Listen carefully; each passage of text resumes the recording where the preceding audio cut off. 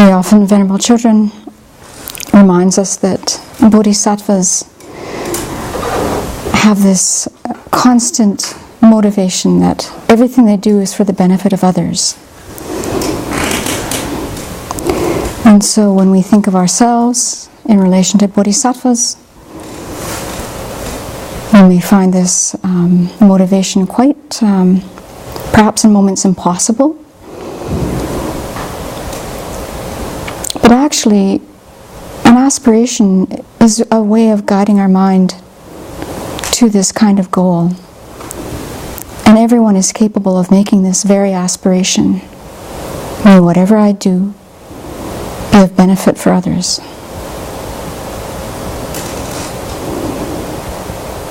And so if we look at what we've done today, if I look at what I've done today,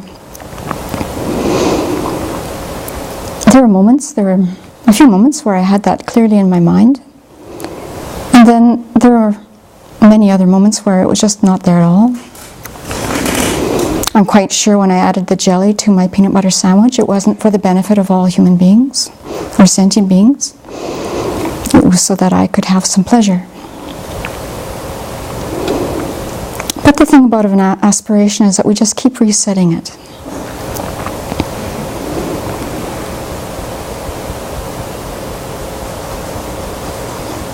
And then whatever we do, we can just reframe it.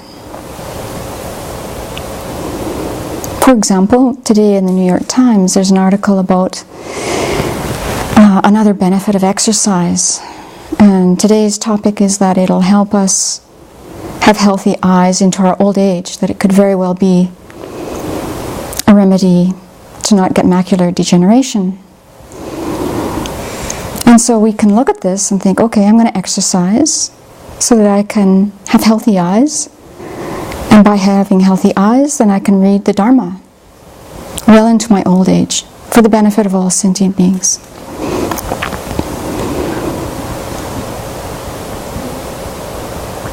And then while we're eating, we can think, okay, there's some choices here. Most of what's offered is very nutritious, but is eating the Haagen-Dazs ice cream going to be of benefit for all sentient beings if I have it? And so I can see that this constant reminder to ourselves, to myself, is this going to be of benefit? Really helps me decide throughout the day how I use my time.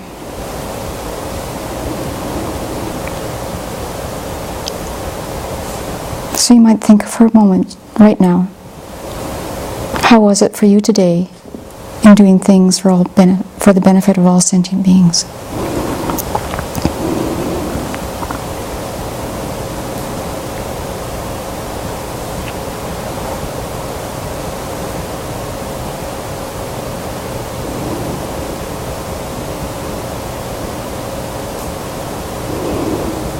And so we have this opportunity now to hear a review of Venerable Children's teaching, and we can put that motivation in our mind right now.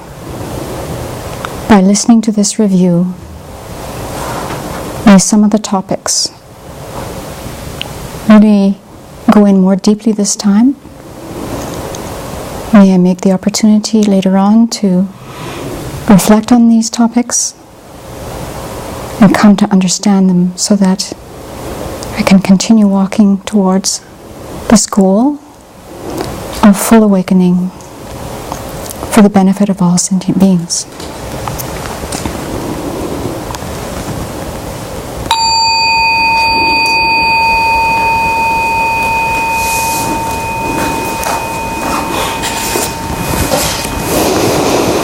So Venerable Children has gone on a journey to the east part of the United States.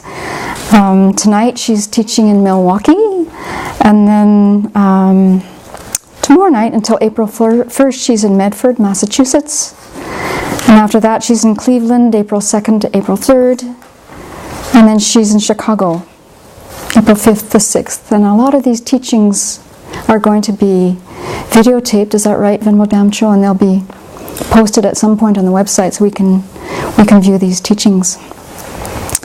So tonight I'm going to do a review of Chapter 7. And actually my dear Dharma friends here decided that it would happen tonight and next Thursday as well. So actually it is a good thing, because the first verse of Chapter 7, verse 151, Venerable Children, way back in October, took an entire hour and 10 minutes just to do that one verse. And then for the subsequent verses in Chapter 7, it took another 3.5 classes. So even tonight and next Thursday, I'm not going to get through all the material, but we'll make a start on it. So, for the benefit of all sentient beings, we'll give it a go. So just as a review, Chapter 6 was abandoning the afflictions, and Chapter 7 is going to go into the objects of these afflictions, the sense objects. And so this chapter is going to target the disadvantages of cyclic existence, and it will do that by looking at the Four Noble Truths, meditating on the first two, the true dukkha and true origins of true dukkha, and then in terms of the Lam Rim, this teaching will be considering the path in common with the middle practitioner. So in getting into this, Venerable Children spent a few minutes just warming us up last time, getting us ready to hear about verse 151. And so she was saying this: by cultivating an understanding of the disadvantages of cyclic existence, we see why it's necessary to have a sense of danger or fear.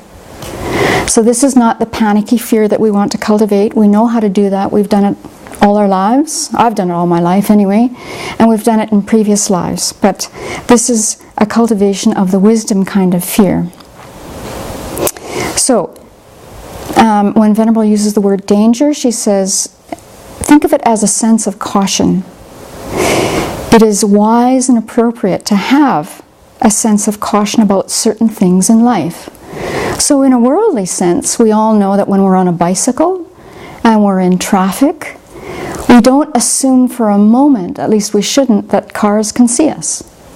And we have to be very vigilant. Maybe being hyper-vigilant is even appropriate on a bicycle, because, you know, people are busy now. They're not only driving, they're texting, they're putting on lipstick, they're eating their breakfast, they're drinking coffee, they're having, you know, a Scrabble game with their kid in the side panel seat. Everything is going on. So a bicycle is not going to be first and foremost in someone's mind. So those of us on the bike are going to be really watching and checking all the time, even if there's a bike lane. I can remember years ago, I was in a bike lane in Edmonton, and I was almost smacked by the mirror of a bus. So you have to really, really watch it. And then Venerable Children also says that we have to be really careful about the situations that we put ourselves in. And we all know this one very well. One story that comes to mind in my experience is that many years ago I was out walking in the woods, and it was a gorgeous day. It was in a very beautiful, pristine place. And so in those hours I was in a very, I thought, you know, it was very safe. I was with a few friends. The leader of the journey knew where we were going. It was just lovely. And then we came back to the city, and we stopped at a convenience store to get some water, I think. And in the distance we heard this sound, and it sounded like a huge wedding. And so just like, you know, moths being, you know, sucked in by a light, this sound was so intriguing that we thought, well, we're going to find out what this is, because I'd never heard anything like before in my life, like a big, big wedding. What is a wedding? People getting married? Wedding? Wedding reception. What kind of noise the wedding makes? Okay, good question. There was honking and cheering and singing and merrymaking. And I don't know why we concluded weddings. That's a good question. But anyway, something was going on, and we wanted to find out what it was. And so we headed off, and we had the windows rolled down in the car, and we didn't know where to go. And pretty soon we find ourselves getting closer to the river. And in Edmonton, the river separates downtown from the north side, which is where we are on. And so we keep going, and the sound is getting louder and louder and louder. And we couldn't imagine what it was. It was a Sunday. And of course most of us, you know, weren't big readers of the news. We just had no clue what was going on. And finally we parked the car and we started walking. And by now the sound is just voluminous. And now we're downtown Edmonton, and there's people on every corner, and there's people cheering, and pretty soon we see that people are drinking like crazy, and it's absolutely a huge scene. And then we find out the Edmonton Oilers had won the Stanley Cup. So it was a huge street party. And we were there for about 15 minutes, long enough to see the whole thing turn from a celebration to getting very ugly. And within minutes, there were people with hockey sticks smashing in store windows. And this was a celebration, celebrating a win of a Stanley Cup. And so there were people smashing windows. The police were just standing back because they were outnumbered. There were people, they had this one police car, we saw them do it. There were 10 people that flipped the police car over on the roof, and they were jumping on it, and the police were just sort of standing there. And it was just a riot. And so we got out of there. You know, it was just obvious that if we had stayed, we would probably have been arrested. But more than that, it was absolutely dangerous. There were so many people there. The police were just outnumbered. So that's a rather dramatic example of, you know, you can put yourself in a situation, if you stick around long enough, for sure it's trouble. And we all have our own stories about our teenage years and 20s and 30s, maybe 40s, of doing the same thing. Maybe 50s. But anyway, Venerable said we have to really, really be discerning about where we place ourselves. So, and in the same way, so that's a worldly example, we have to have a sense of caution for cyclic existence. Because as long as we see cyclic existence as cool, and that, you know, I can get some pleasure out of this, whatever I do, then our desire to get out of this situation is not going to be present at all. And without this wish to get free of it, we won't practice the path. And then the most stunning thing of all for me to think about is if we don't practice, we're stuck in this endlessly. Endlessly, endlessly. We'll be born, we'll age, we'll get sick, we'll die over and over again. Endlessly. So first of all, we have to contemplate the disadvantages of cyclic existence in order to give up the polluted actions that cause it. So the cause of cyclic existence, well, going backwards, the first immediate cause is polluted karma, our actions of body, speech, and mind. Then the cause of polluted karma is the afflictions, the mental states of ignorance, anger, and attachment, jealousy, pride, miserliness, and all of those things that are rooted in ignorance. And so we start off considering the general faults of cyclic existence in order to develop some kind of sense of caution, a sense of its danger. So that's how Venerable Children warmed us up to hear verse 151, which is the following. When there is no end at all to this ocean of suffering, why are you childish people not afraid of drowning in it? So, an ocean of suffering, an ocean of dukkha, there is absolutely no end to it as long as we keep creating the causes for it. Ignorance, afflictions, polluted karma. And then Venerable gave a very compelling example that is, when you first hear it, it seems, you know, not so striking, but the more I thought about this, it's really frightening, actually. And so she says, it's like the cow that has human intelligence. So this one cow that has human intelligence is stuck in a pen, gets fed regularly, and knows at some point it will be going on a walk to the slaughterhouse. But that's later. You know, right now there's food, there's water, there's a nice pasture, it's got a nice view. The other cows are friendly most of the time. And they're just hanging out, you know, eating. But, you know, the slaughterhouse is later. And she says, we are like this. We are like this. We think it's later, and it's okay. Because right in this moment, I've got water, there's lights in here, we've got a roof, we've got clean clothes, we've got John here cooking for us. It's okay. So no worries. There's no big hurry. And so then she says, when the Aryas look at us and they see us just wasting time and spinning our wheels like this, if they wouldn't bang their heads because they're Aryas, but they would be thinking like, what are you doing? What are you thinking? This is cyclic existence. This is not what you want. And so, what do? What do we get out of this? So what do we get out? Well, what do we get out of cyclic existence? We've been doing it since beginningless time. This is your chance. This is your chance to respond. Well, what we get is we get born, we get to grow old, we get to experience illness at all ages, and then we die. And we do this over and over again. And then in between all of that, we get what we don't want, for sure. And then when we do get what we want, we're not satisfied or we're unhappy. And it's on and on. And then we get reborn in upper realms, we get reborn in lower realms, and there's absolutely no peace. And as Venerable points out, there's no resting place. So I don't know what people are thinking when they write on their tomb or they have it written on their gravestone, rest in peace. Well, who gets that? So people in general have no awareness of cyclic existence and what it is.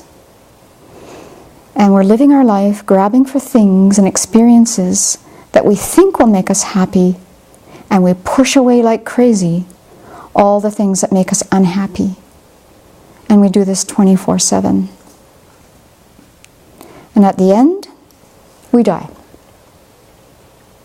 So I watched myself last night. I was getting ready for this talk, but I thought before I go to bed I'm going to have some warmed up soy milk with water. And then I got distracted. I started reading something else. It's like, gee. Anyway. And then she says, well, some people think, well, we'll be famous.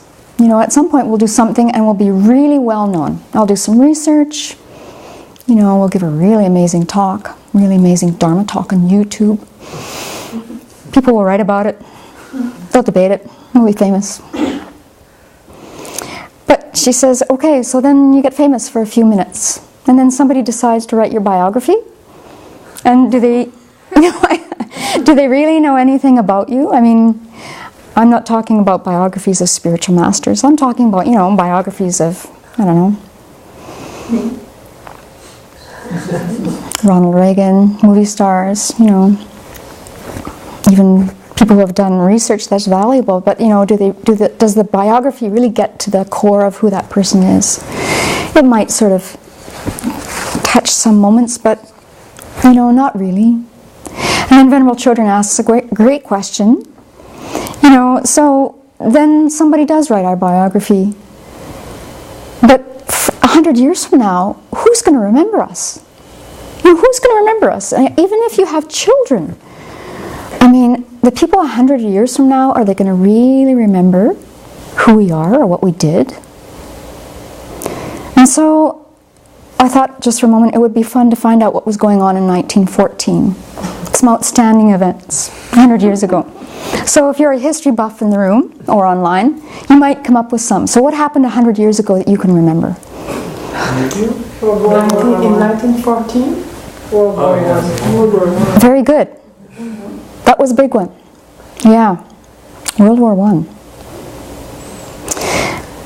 But you probably don't remember that Prince Wilhelm von Wied became the King of Albania.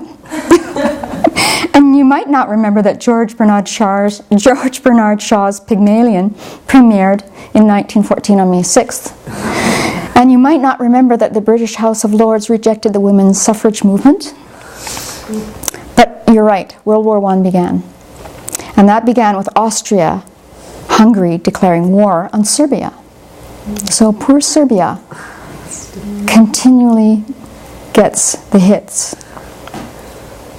And then interestingly enough, His Holiness the 13th Dalai Lama, in that same year, offered to place 1,000 troops at the disposal of the government for the war with Germany.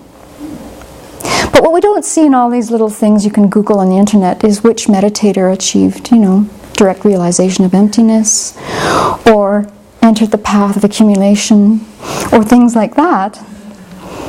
But for sure, we probably don't remember our direct ancestors, and even if we do have someone in our family who's big on rooting out our ancestry, what do we know about that person really?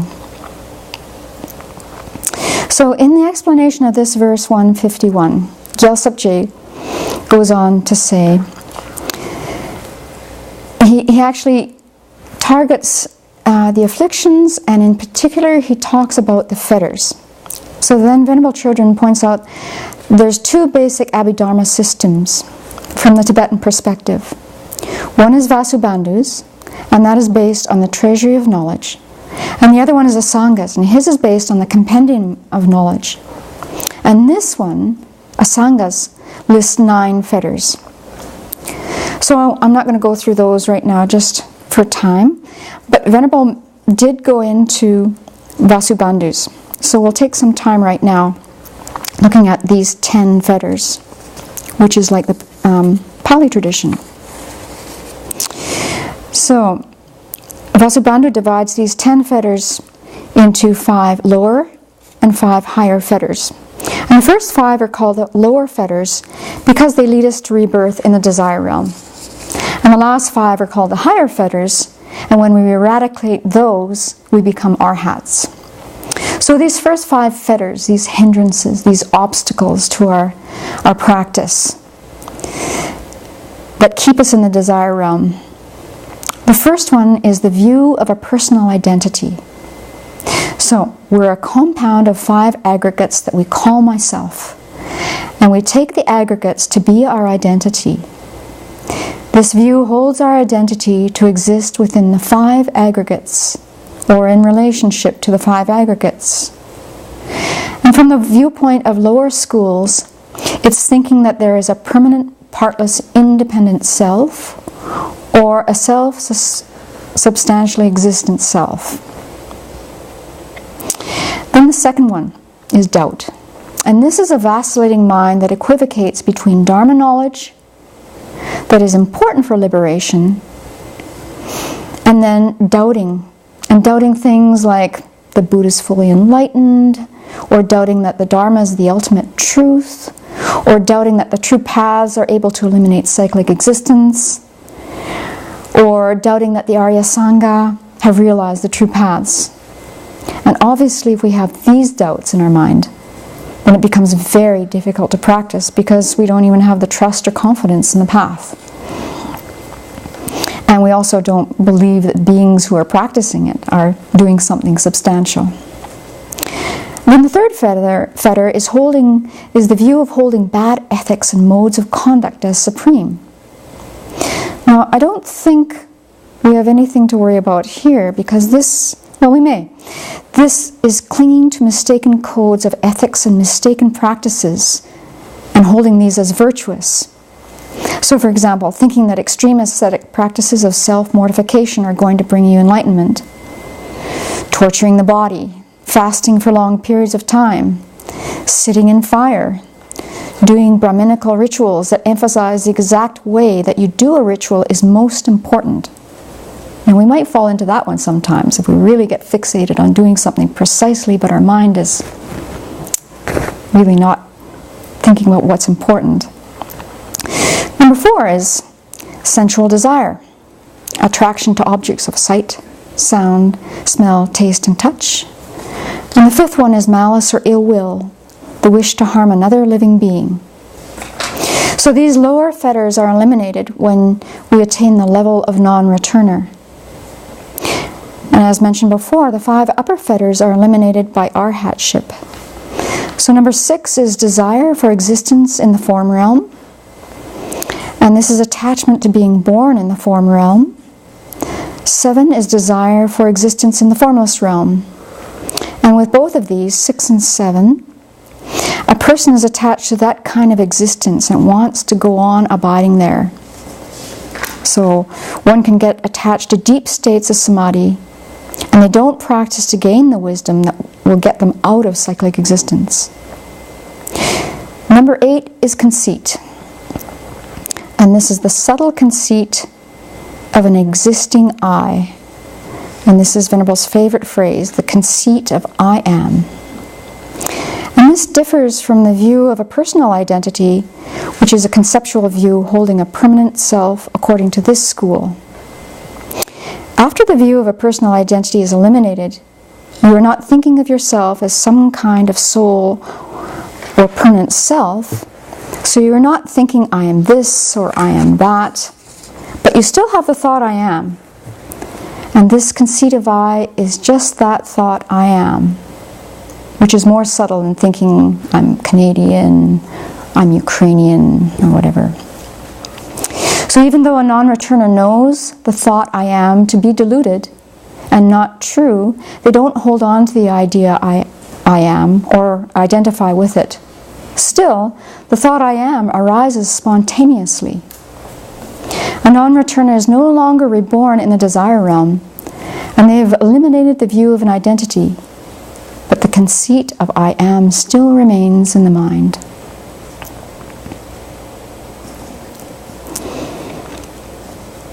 Number 9 is excitement or restlessness. In Sanskrit tradition, in the context of developing serenity, excitement is where your mind is carried away by an object of attachment.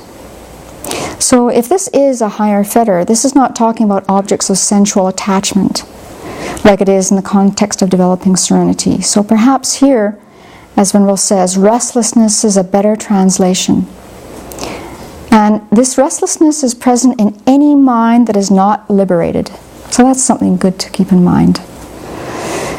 And this hindrance may still arise for a non-returner if the person is not mindful and diligent. But this can be overcome quickly as long as the mind is not liberated. There is a certain restlessness, a certain agitation due to the afflictions. And 10 is ignorance, and this is the root of samsara.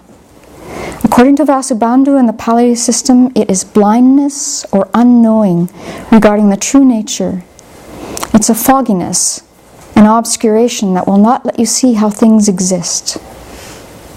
But for the prasangikas, it is actively grasping things to exist in the opposite way from how they do exist.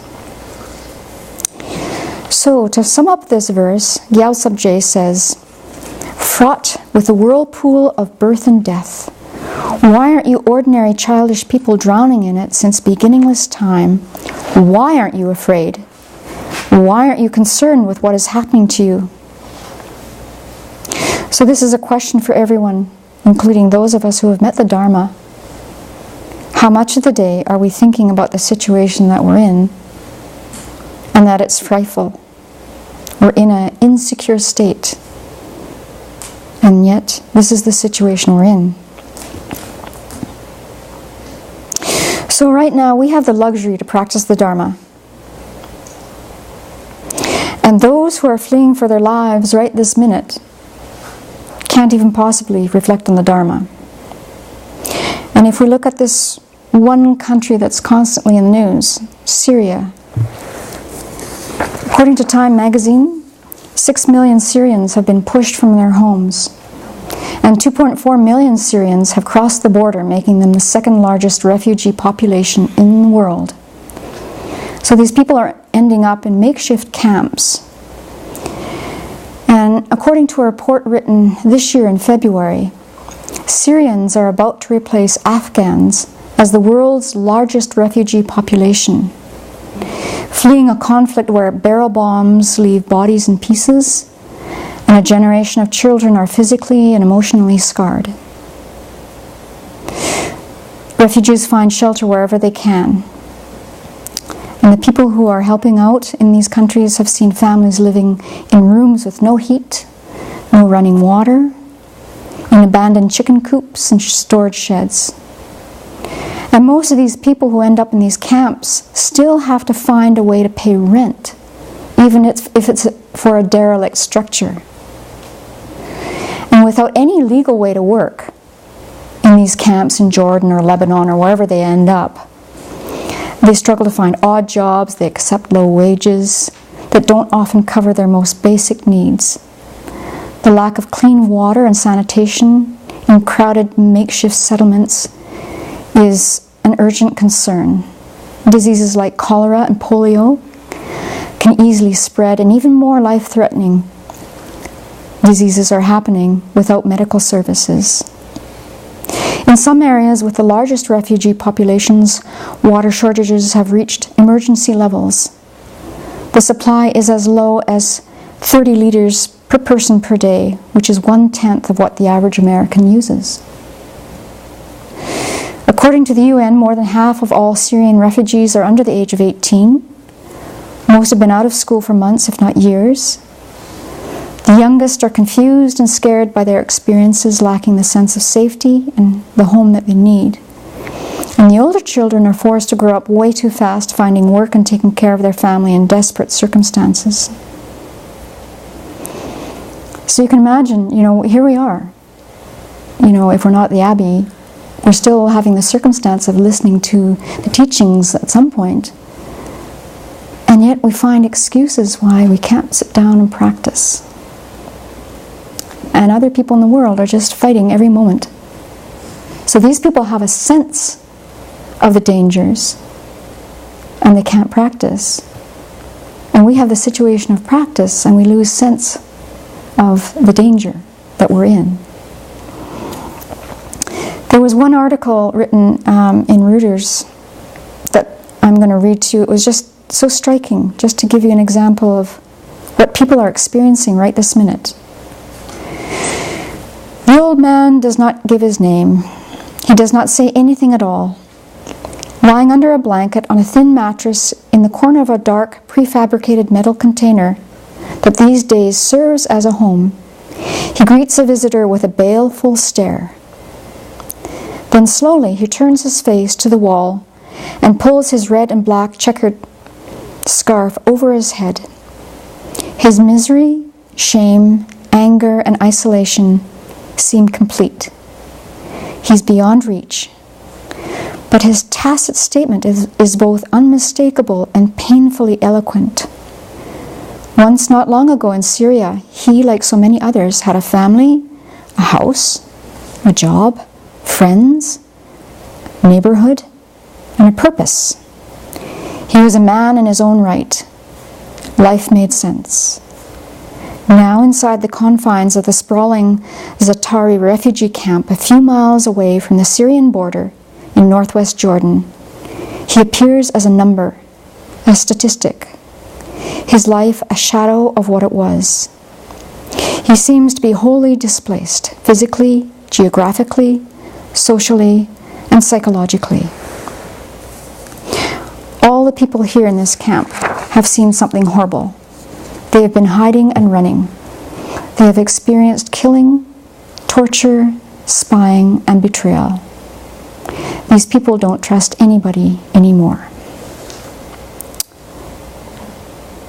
And earlier today I read that the latest statistics on refugees in the world, I think they now number, the number escapes me, so I won't say a number and be wrong, but it's astronomical, the number of people who are refugees. If you're a refugee, the chances of practicing the Dharma probably aren't going to enter your mind, because survival is number one. So moving on, the next verse talks about how to generate aversion to samsara and the inappropriateness of attachment to youth. So Venerable calls the person asking the questions Joe Blow. I'll just say it's most of us. Certainly me. So most of us will say, well, sure, cyclic existence has disadvantages, but those who are proud of their youth, there's no need to be afraid.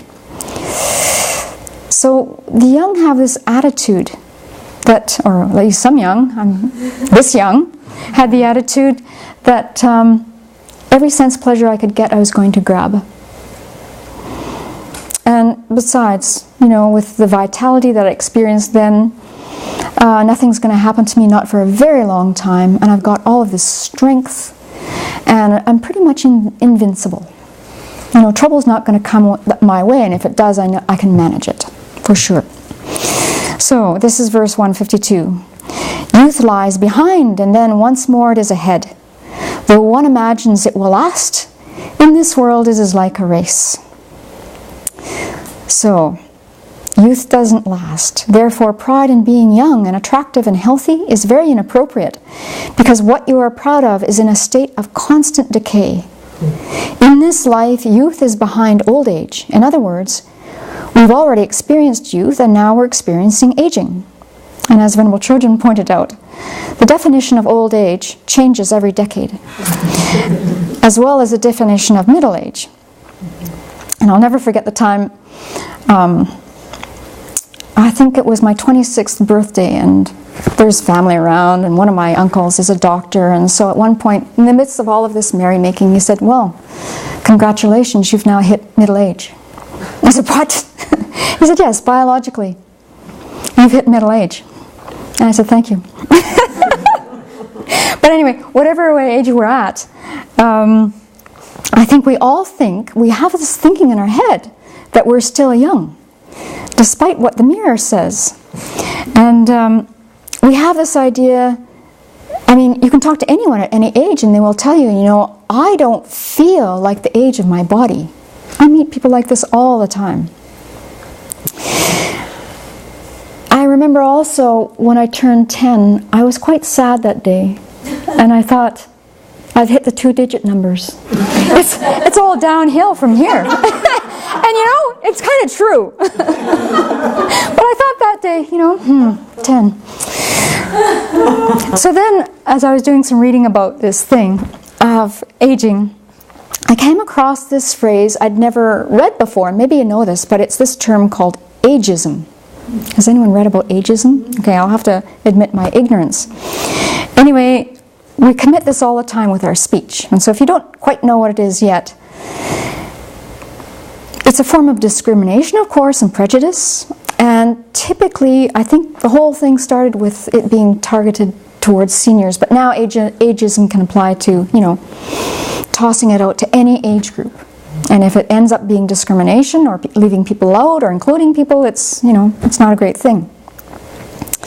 So the thing, though, with this being this ageism thing, with it targeting seniors, is that we can commit this error of speech even in a joking sort of way and still cause harm. And so I think the older we get, the more sensitive we'll be to this. But any comments that sort of end up, with people talking about the fact they can't remember something, or noticing that somebody can't remember something, or people pointing out that elderly people move slowly, things like that.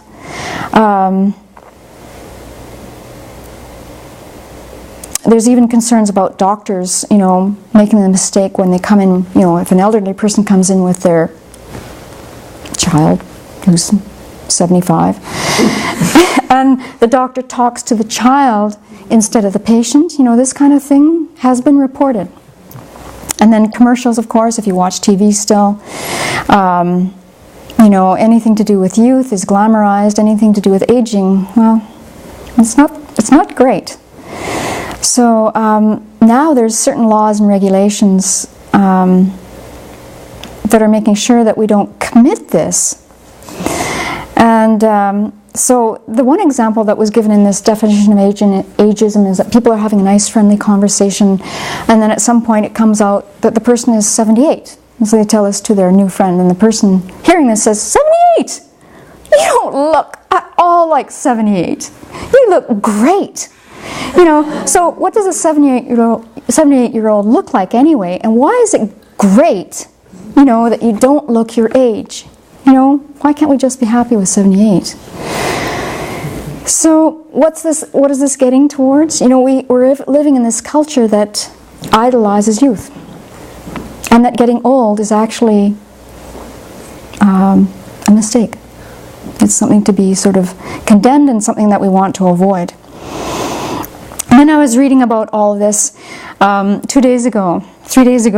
The headline of the CBC News had this title: "Is Hillary Clinton too old to be president?" So, apparently, Hillary will turn 67 in October.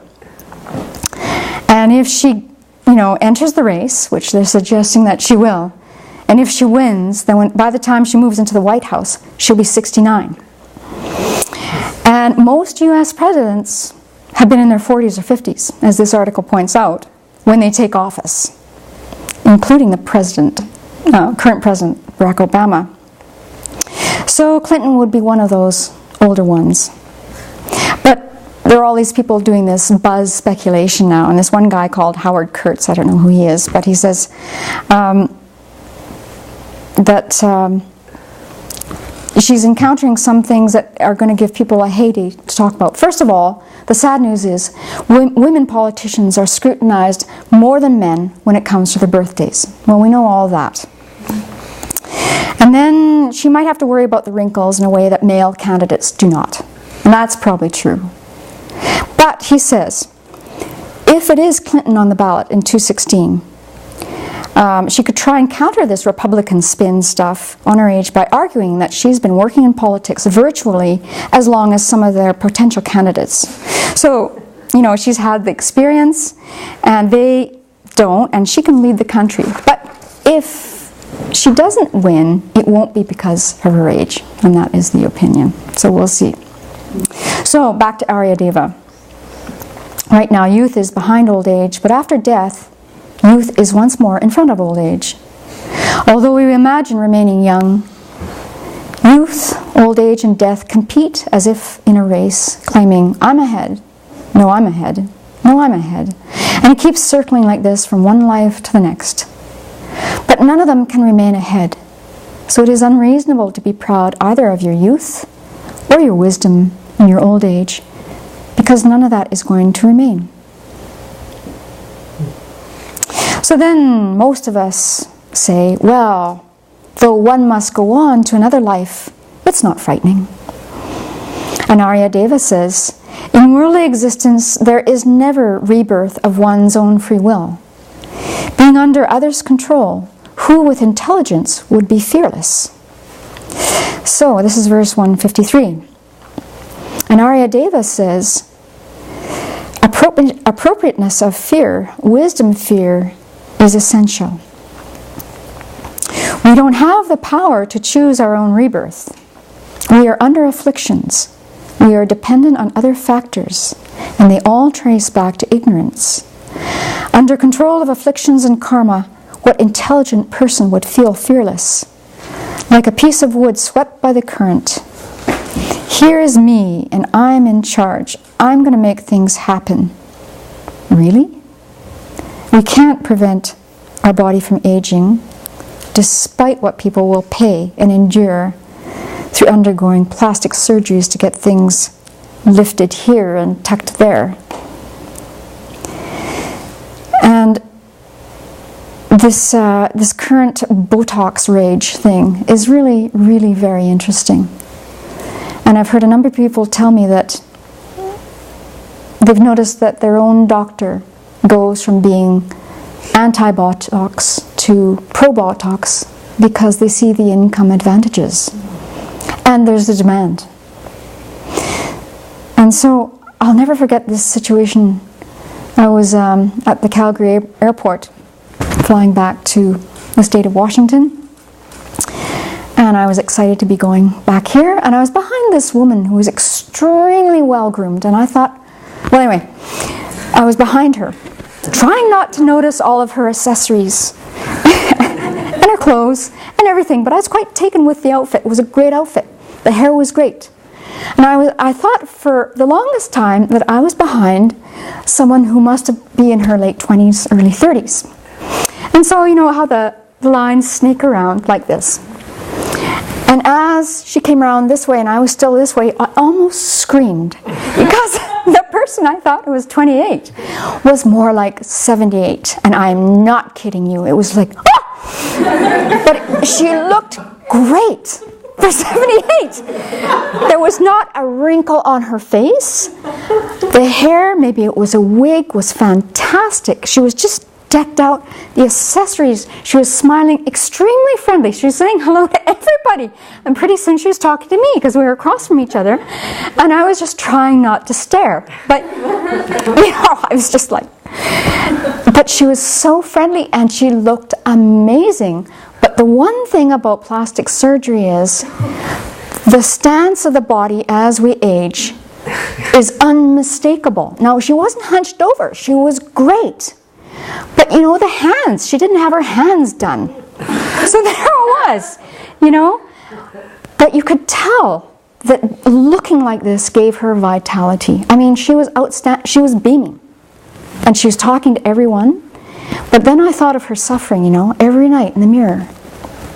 Must be like this, and making those trips frequently to the doctor, and, got any gray hair here? And, the eventual, the cost, the surgery, the pain, and all this so that she can be young. I was just stunned by it. Very striking. But I'm really glad I didn't scream. Okay. All right, where are we here? Okay. So we are dependent on other factors, and they all trace back to ignorance. Under control of afflictions and karma, what intelligent person would feel fearless? We cannot prevent our body from aging. We can't prevent our body from falling ill. We can't prevent the body from dying. We get ourselves into uncomfortable situations. We can't control our mind. So it's foolish to think that I'm in control of things and I can choose what happens to me when our minds are so much out of control and karma influences what happens to us.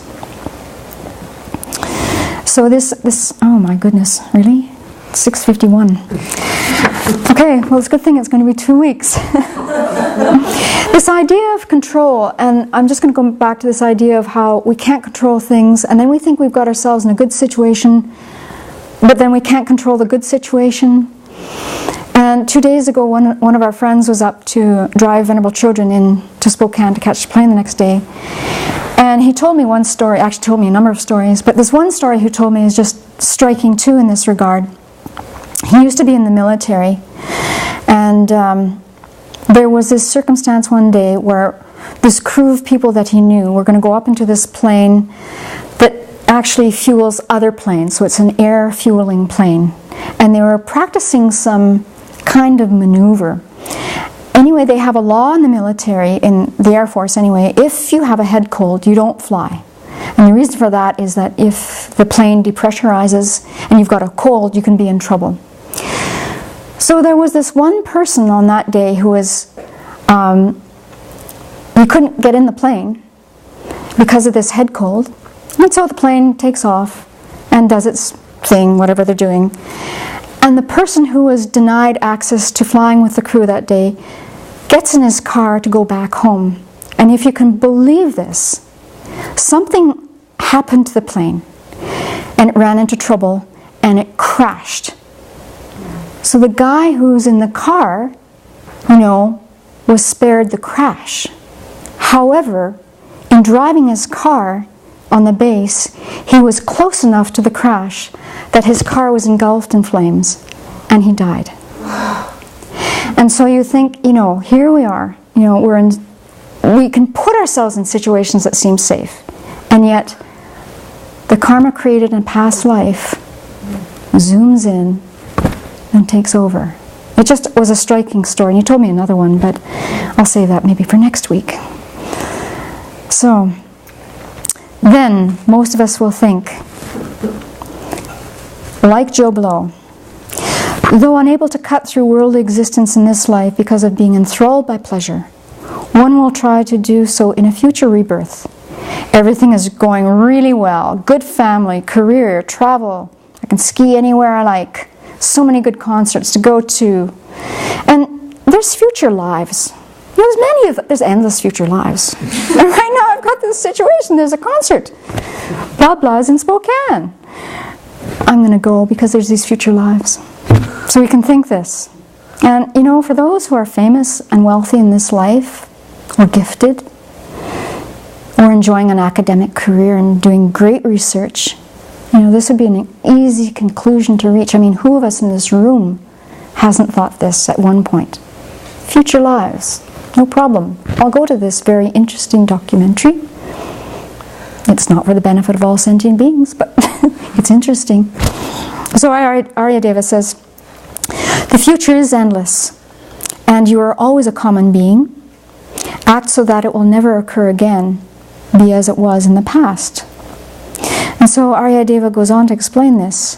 Future rebirths are endless as long as we don't develop wisdom and get ourselves out of samsara. And past rebirths are beginningless, and throughout the past we were only common beings with minds overwhelmed by afflictions. And so the one question Venerable asked us to think about is, you know, how many bodies have we had since beginningless time? And when you think of the body that you have right now, that I have right now, how attached am I to this? Pretty attached. And then what happens when I experience pain? Well, I get concerned. And then if we face surgery, I get afraid. And when we're rejecting the results of aging in the form of wrinkles and the gradual diminishing of physical vitality, how do we feel? And then think, how many bodies did I have in the past? And with each one of those, when I had it, I was so attached to it. And where are those bodies now? And if those bodies existed, they would fill the whole universe. Beginningless bodies. So, having met the Dharma in this life, Aryadeva says, act so that the present and the future won't be as meaningless as the past. In many lives, we didn't encounter the Dharma or have respect for it. So now, having this life, as if by what Venerable Children calls a streak of luck or some kind of miracle, we should really make it meaningful, to do something to liberate ourselves, so that we break this continuity of rebirths. Verse 154. Make it, the advice with this verse is to make effort to abandon the causes of rebirth in samsara. Aryadeva says, the future is endless. Act so that it will never occur again. Be as it was in the past. Throughout the past, we were common beings with minds overwhelmed by karma and afflictions. And then Venerable cited this sutra called the Array of Tree Trunk Sutras, which says, think of all the bodies, all the lives you have wasted, lived under the influence of wanting pleasure all the time, protecting our honor, winning, being comfortable, being right, being loved, all those things. And instead of that, engage in the discipline of seeking awakening and seek to destroy desire. And how do we do this? We do this by developing the discipline of seeking awakening through the higher training of ethical conduct, concentration, wisdom, and bodhicitta. So, verse 155. Most of us in Joe Blow then ask a question. Well, does the cycle of rebirths have an end or not? If it does, one will gain freedom without the need for effort. If it doesn't, effort to cut through the cycle of birth and death is senseless, since despite effort one will not gain freedom. So, why should we make the effort to do something about this situation? We can just float along, be comfortable, have a latte, not to be concerned about anything, just go with the flow. And in answer to that, Aryadeva in verse 155 says, the conjunction of a listener, what is to be heard, and an exponent, this is very rare. In brief, the cycle of rebirths neither has nor has not an end.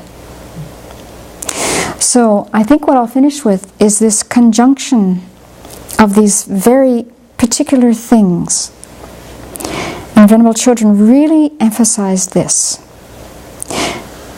conjunction of a listener, which is someone with a precious human rebirth, it's us, who is ready to generate the spiritual path, that connected to what is heard, the teachings on emptiness, connected to the exponent, the Buddha. These three things occurring simultaneously in the world are very rare. To have the Buddha who is able to teach the teachings on emptiness, and as Venerable points out, the Buddha could have taught very many other things.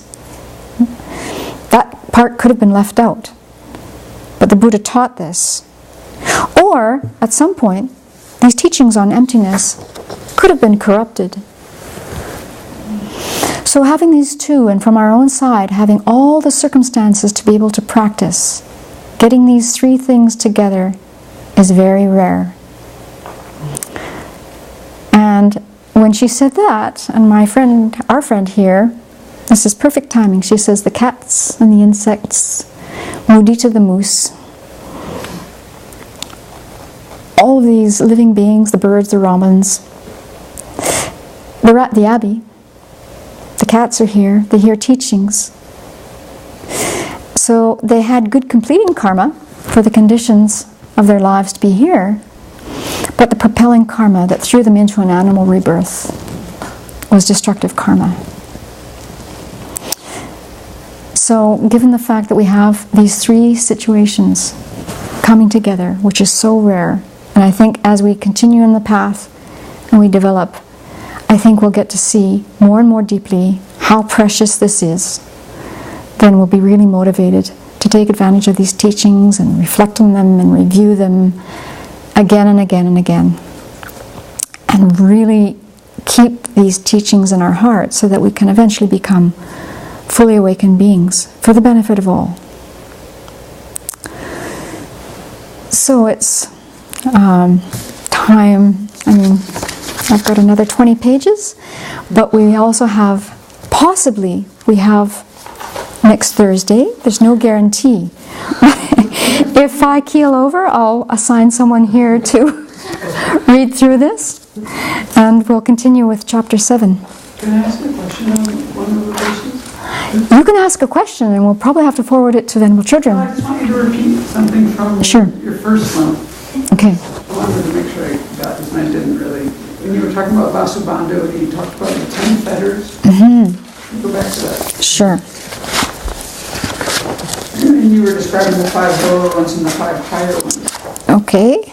The 5 higher ones, when you eradicate them, would be the arhat. Yeah. And the 5 lower ones, when you eradicate them, lead to non-returner. But you said something else about that. I thought, I wrote in my notes that it keeps us in the desire realm, but that can't be right. Mm-hmm.